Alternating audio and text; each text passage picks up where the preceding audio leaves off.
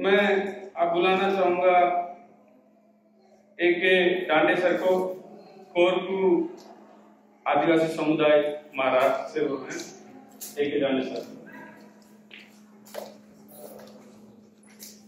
धन्यवाद सर।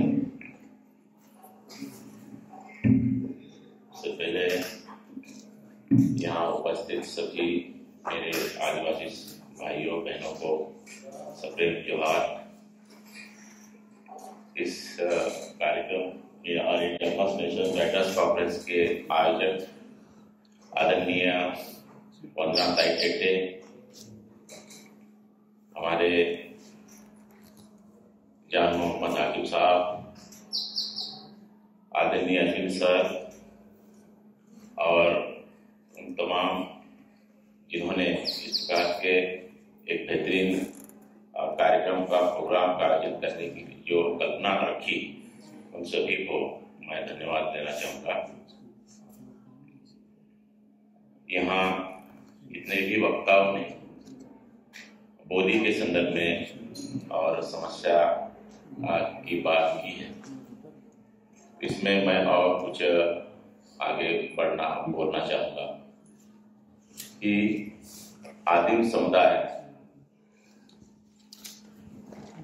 या कहे कि आदिम सभ्यता कहे, इनके सारे रिवाज, परंपराएं और मान्यताओं का निर्माण के साथ ही उन्हें भाषा के जो शब्द है वो बने।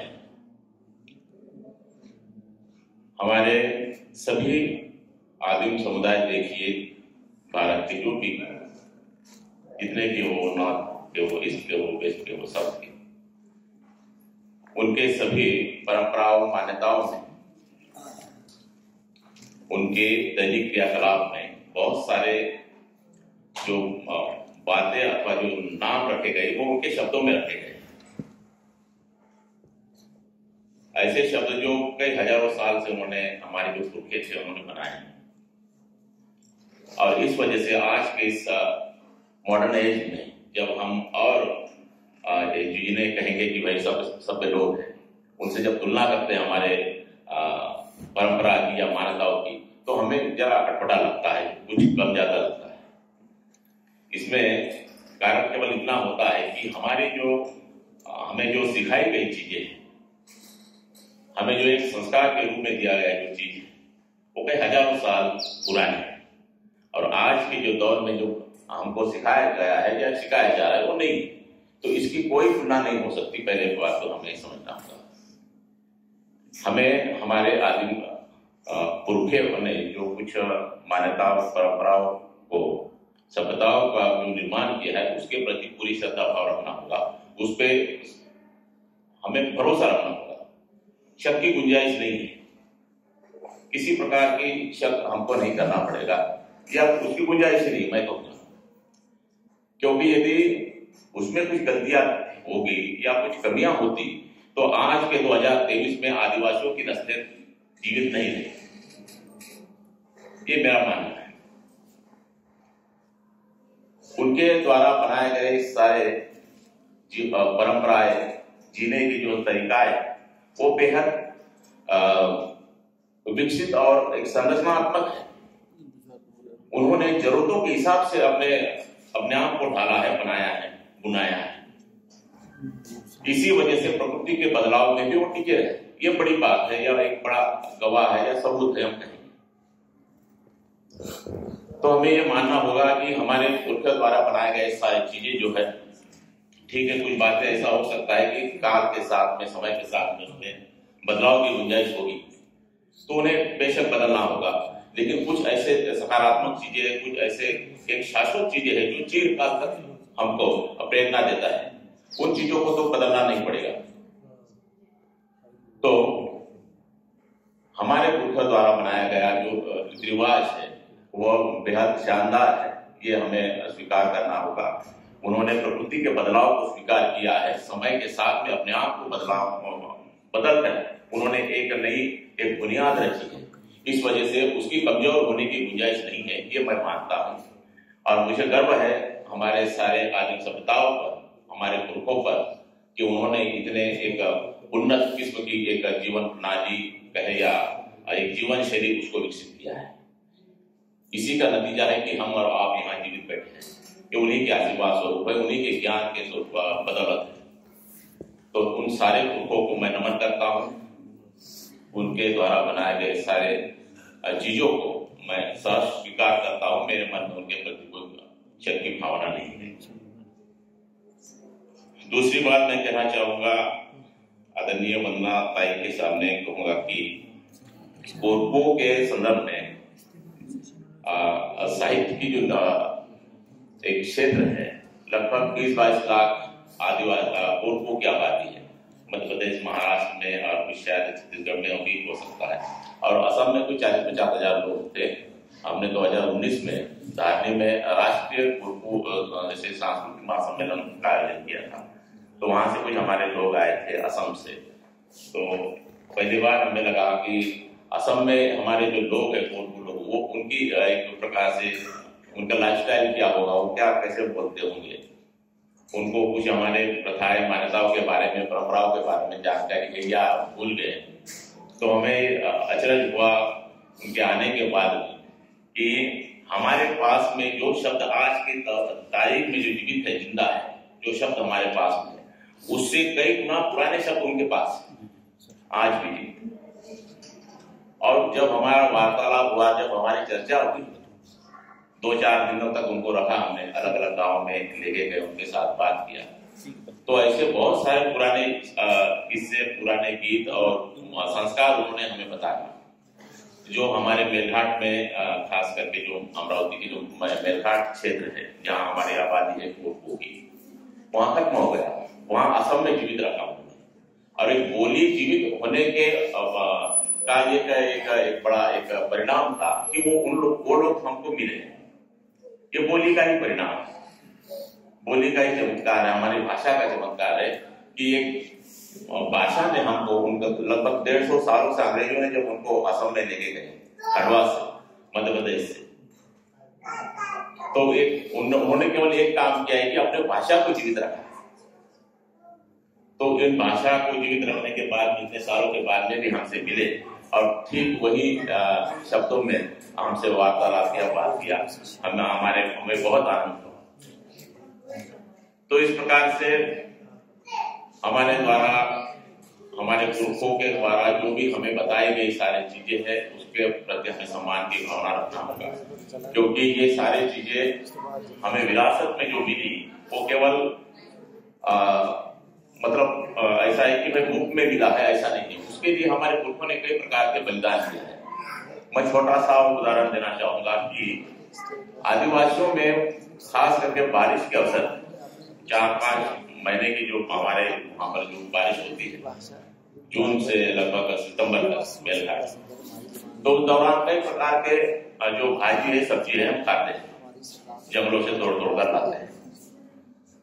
तो मेरे मन में सवाल होता था कि इन लोगों को कैसा पता है कि भाई हम जब छोटे थे तो कि यही खाना है, वो खाना है, क्योंकि इतने कई लाखों पेड़ होते हैं, लाखों प्रकार के पौधे होते हैं, पत्ते होते हैं, फूल होते हैं, उसी में से इसी को खाना है, हमको क्यों खाना है? तो इसका कुछ साइड इफेक्ट हो जाएगा या कोई कम ज्यादा हो जाएगा। तो मैं कल्पना करता हूं कि शायद आरंभिक दौर में जब हमारे पुरखों ने इस प्रकार की चीजों को प्रैक्टिकल खाने के लिए जब तोड़ रहे होंगे या ला रहे होंगे या सब्जी पका रहे होंगे, तो पता नहीं कितने लोगों ने अपनी जान गंवाई थी। तब चल के कितने सालों के बाद, कितने लोगों के बलिदान के बाद में फाइनल प्रूफ होकर कहा गया कि भाई ये खाना है, ये चीज को इसको खाना है, इसको नहीं खाना। तो ये भी एहसान है हमें, ये सारी चीजें हमको कोई किताबों में तो हमने पढ़ा नहीं, क्योंकि हमारे लोग तो सारे शिक्षित तो है ही, तो हमको कोई किताबों में हमने पढ़ा कि भाई ये खाना है, ये नहीं खाना, ऐसे तो किसी का है नहीं। क्योंकि हमारे जो लोगों ने जो कुछ प्रैक्टिकल किया, प्रैक्टिकल के बाद में फाइनल प्रूफ उनको मिला कि भाई इससे कुछ साइंटिफिक नहीं होता है, बल्कि इससे हमारे पेट में। तो ऐसे बहुत सारी चीजें हैं जो हमें पुरखों द्वारा मिला है, और उस पर संदेह करने की कोई गुंजाइश नहीं है, क्योंकि वो प्रूफ के साथ में है, उसका प्रूफ ये है कि हम साफ सुथरा है, जिंदा है आज के तारीख। दूसरी बात कहना चाहूंगा कि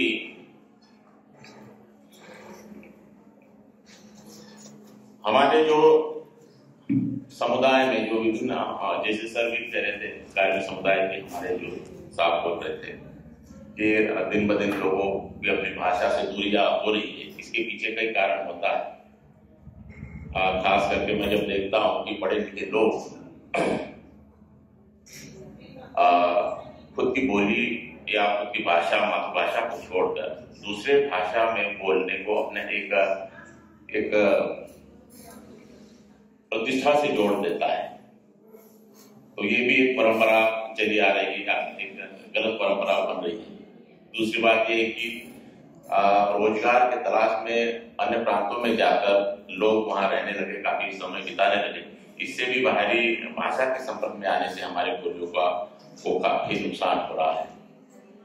तो हमें हमारे जो केवल शिक्षित लोगों को ही समझना होगा, ये बात ऐसा नहीं है, बल्कि जो गांव में काफी हमारी आबादी रहती है, शिक्षित समुदाय तो और लिखने वाले जो नेतृत्व करने वाले जो लोग हैं वो तो महज 5-10% होगा, लेकिन सारा का सारा आबादी तो हमारे गांव में बसा है। तो उन लोगों को भी इस प्रकार की जो चीजें हैं हमें बताना होगा कि हमारे लिए हमारे पुरखों ने जो छोड़ रखा है उसको किस प्रकार से सहेजना है, किस प्रकार से रखना है। उनके मन में भी इस प्रकार का विश्वास हमें करना होगा, तब जाकर ये जो मुकाम है हम हासिल कर पाएंगे। और मैं मनोताई से कहूंगा एक बात कि मैंने कोरकू और निहाल समुदाय में, हमारे जो आदिवासी निहाल समुदाय है, कोरकू समुदाय की भाषा बोलते हैं, उनके जो सरनेम है मैडम, मैंने उनको एक जगह लाया और उसके जो मूल अर्थ है कोरकू में उसको खोजा, तो उसका एक संपूर्ण अर्थ बनता है खाना और घर। जैसा कासा है मिट्टी, टोटा है मेरा जो मैं टोटा, तो मक्का का जो है वो टोटा है, झारा है, जामुन है। इस प्रकार के सारे गोत्र को सरनेम को मैंने एक जगह लाकर जब देखा, उसको जांचा, पड़का, थोड़ा अनुमान लगाया, तो उससे खाना और मकान बनता है। तो हमारा जो मैडम ने भी कहा और यहाँ काफी वक्ताओं ने भी विचार रखे, कहा कि हमारे जो नाम से लेकर सरनेम और हमारी सारे के सारे जीवन क्रिया जो है वो पूरी तरीके से प्रकृति पर निर्भर करता है, उसी से हम लेते हैं। और इस प्रकार की जो समुदाय जो कि जिसका धरातल, जिसका ठोस बुनियाद प्रकृति खुद है, ऐसे समुदाय को किसी चीज से या कोई छोटे मोटे बाहरी चीज से बाधा नहीं आएगी या कर नहीं, बशर्ते हमें उसके लिए कोशिश करनी होगी। इतना ही कहूंगा। इसके ऊपर मैंने एक लंबी कविता भी लिखी है केवल भाषा के ऊपर, तो ये ज्यादा समय मैं ले रहा हूँ मुझे लगता है, तो मैं कल और बात रखूंगा अपना जी। तो इतना कहकर मैं अपने शब्दों की विराम देता हूँ। जो